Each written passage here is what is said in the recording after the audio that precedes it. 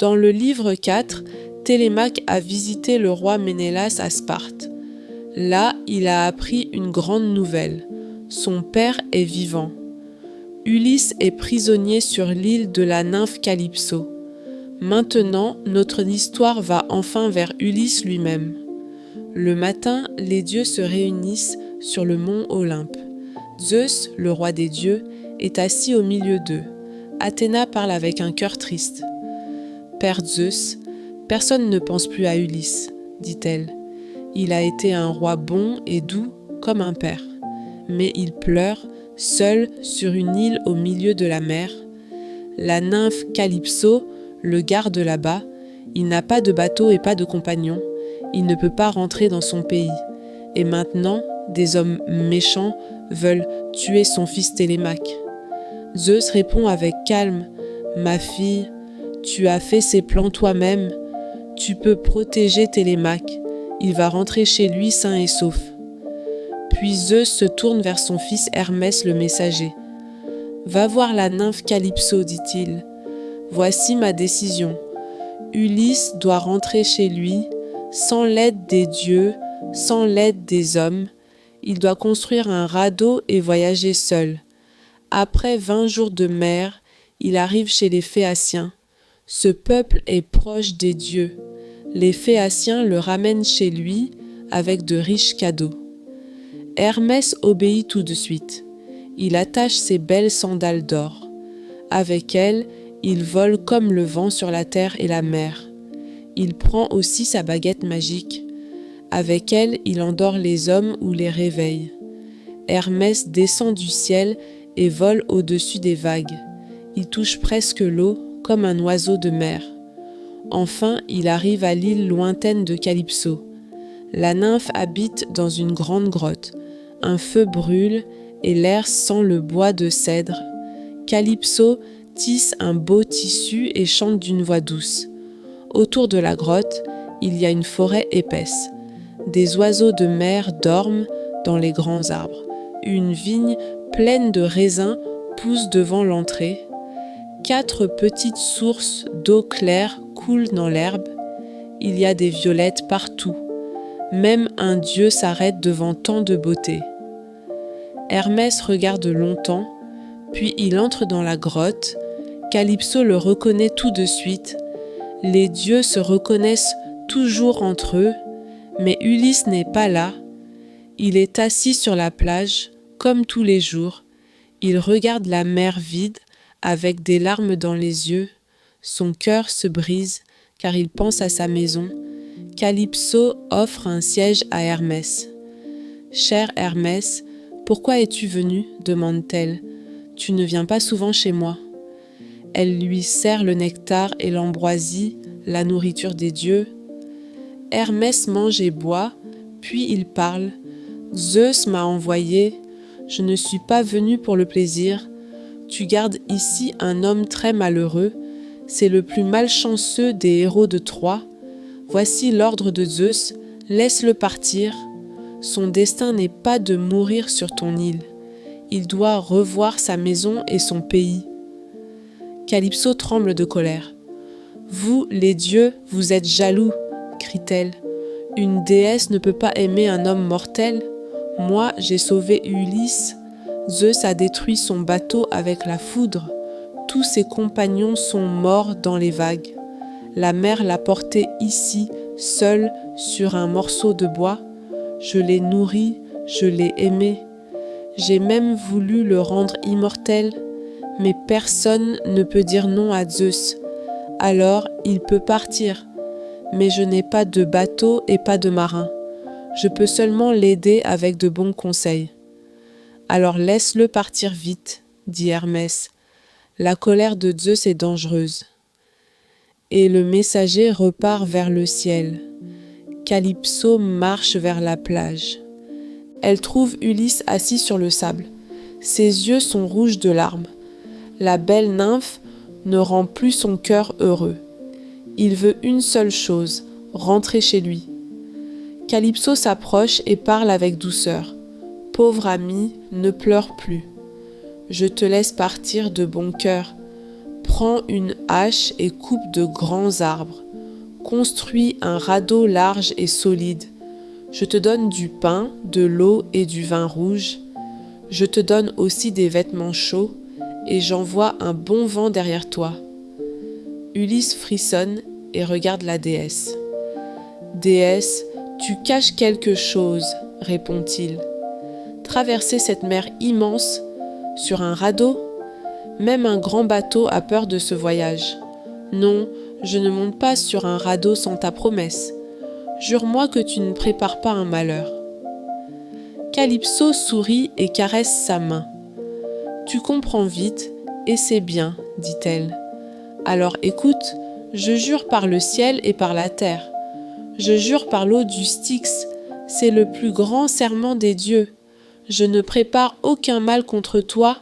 Mon cœur n'est pas de fer, j'ai pitié de toi. » Ils retournent ensemble à la grotte. Calypso sert à Ulysse la nourriture des hommes. Ses servantes lui apportent à elle le nectar et l'ambroisie. Après le repas, la nymphe parle une dernière fois. « Ulysse, tu veux vraiment partir maintenant? Bonne chance alors, mais tu ne connais pas les souffrances de la route. Reste avec moi et je te rends immortel. Tu ne vieillis jamais, tu ne meurs jamais. Tu penses à ta femme jour après jour. Mais je suis plus belle qu'elle, non? Une mortelle ne peut pas être plus belle qu'une déesse. » Ulysse répond avec des mots doux et prudents. « Grande déesse, ne te fâche pas. Tu as raison. Pénélope est moins belle que toi, elle est mortelle. Tu es immortelle et toujours jeune. Mais chaque jour, mon cœur désire ma maison. Je veux voir le jour de mon retour. Un dieu peut encore me frapper sur la mer sombre. Tant pis. J'ai déjà tant souffert à la guerre et sur les vagues. Une souffrance de plus peut bien venir. » Le soleil se couche et la nuit remplit la grotte. Ils dorment ensemble une dernière fois. Le matin, Calypso donne à Ulysse une grande hache de bronze. Elle le conduit au bout de l'île. Là poussent de grands arbres, vieux et secs. Ce bois sec flotte bien sur l'eau. Ulysse coupe 20 arbres. Il travaille comme un vrai charpentier. Il perce des trous et attache les poutres ensemble. Il fait un pont, un mât et un gouvernail. Calypso apporte du tissu et il coud une voile. Après 4 jours de travail, le radeau est prêt. Le 5e jour, Calypso lave Ulysse. Elle lui donne des vêtements propres. Elle apporte du vin, de l'eau et un sac de nourriture. Puis elle envoie un vent doux et chaud. Ulysse ouvre sa voile plein de joie. Il guide le radeau avec le gouvernail. La nuit, il ne ferme jamais les yeux. Il regarde les étoiles, les Pléiades et la grande ourse. Calypso a dit « Garde la grande ourse à ta gauche ». Pendant 17 jours, il navigue seul sur la mer. Le 18e jour, il voit des montagnes sombres. C'est le pays des Phéaciens. La terre monte sur l'horizon comme un bouclier. Mais à ce moment, Poséidon revient du pays des Éthiopiens. De loin, le dieu de la mer voit le petit radeau. Sa colère monte comme une tempête. « Ah, les dieux ont changé d'avis pendant mon voyage. Ulysse est presque sauvé, mais avant, il doit encore souffrir. » Poséidon rassemble les nuages noirs. Il prend son trident et frappe la mer. Il réveille tous les vents en même temps. Le vent d'est, le vent d'ouest, le vent du nord, le vent du sud. La nuit tombe du ciel en plein jour. Le cœur d'Ulysse devient froid de peur. Calypso a dit la vérité, pense-t-il. Je vais mourir ici, loin de tout. Heureux les Grecs morts devant Troie. Alors une vague énorme frappe le radeau. Ulysse tombe dans la mer. Ses vêtements lourds le tirent vers le fond. Enfin, sa tête sort de l'eau. Il crache l'eau amère de la mer. Il nage vers le radeau et remonte dessus. Les vagues jettent le radeau ici et là. Comme le vent d'automne joue avec une feuille morte. Alors une déesse de la mer voit Ulysse, Ino. Avant, elle a été une femme mortelle. Maintenant, elle vit sous les vagues. Elle a pitié du pauvre marin. Comme un oiseau de mer, elle se pose sur le radeau. « Pauvre homme, dit-elle, Poséidon est furieux contre toi, mais il ne peut pas te tuer. Écoute-moi bien. Quitte ce radeau et nage vers la terre. Prends mon voile magique, attache-le sur ta poitrine. Avec lui, tu ne peux pas mourir. Sur la terre, jette le voile dans la mer. » Puis elle plonge dans l'eau sombre. Ulysse hésite. « C'est peut-être un piège des dieux, pense-t-il. Non, je reste sur le radeau tant que le bois tient. Après, je nage. » Mais Poséidon envoie une vague haute comme une montagne. Le radeau casse en 1000 morceaux. Ulysse monte sur une poutre comme sur un cheval. Il enlève ses vêtements lourds, il attache le voile d'Ino sur sa poitrine et il saute dans la mer. Poséidon secoue la tête. « Nage, nage, homme malheureux. Pour aujourd'hui, j'ai fini avec toi. » Et il part vers son palais sous la mer. Alors Athéna arrête tous les vents, sauf un. Un vent du nord pousse doucement Ulysse vers la terre. Pendant 2 jours et 2 nuits, il nage.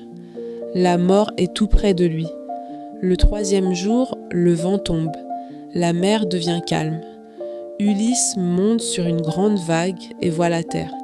Elle est toute proche. Son cœur saute de joie. Mais près de la côte, il entend un bruit terrible. Les vagues cassent contre de grands rochers. Il n'y a pas de port, il n'y a pas de plage. Seulement des rochers pointus et de l'écume blanche. Une vague jette Ulysse contre un rocher. Il s'accroche avec les 2 mains. La vague repart et le tire vers la mer. La peau de ses mains reste sur le rocher. Ulysse coule sous l'eau. Mais Athéna lui donne une bonne idée. Il nage le long de la côte, loin des rochers. Il cherche une plage ou un port. Enfin, il trouve la bouche d'un petit fleuve. Ici, il n'y a pas de rochers et l'eau est tranquille. Ulysse prie le dieu du fleuve. « Aide-moi, roi de cette eau. Je fuis la colère de Poséidon. Un voyageur perdu est sacré, même pour les dieux. Aie pitié de moi. » Le dieu du fleuve entend sa prière. Il arrête son courant et calme l'eau. Ulysse arrive enfin sur la terre. Ses genoux tremblent, ses bras tombent. La mer a cassé son corps. L'eau salée coule de sa bouche et de son nez. Il reste longtemps sans respiration et sans voix. Puis il ouvre les yeux. Il se souvient de sa promesse. Il jette le voile magique dans l'eau. Le voile retourne vers les mains d'Ino. Alors Ulysse embrasse la terre. Mais la nuit vient et le vent devient froid. Si je dors près du fleuve, le froid peut me tuer. Si je monte dans la forêt, une bête sauvage peut venir. Ulysse choisit la forêt. Il trouve 2 oliviers qui poussent ensemble. Sous leurs branches, ni le vent ni la pluie ne passent. Par terre, il y a un grand lit de feuilles mortes. Ulysse se couche et se couvre de feuilles. Il garde sa vie comme une petite flamme sous la cendre. Alors Athéna verse un doux sommeil sur ses yeux. Ulysse oublie enfin toutes ses souffrances.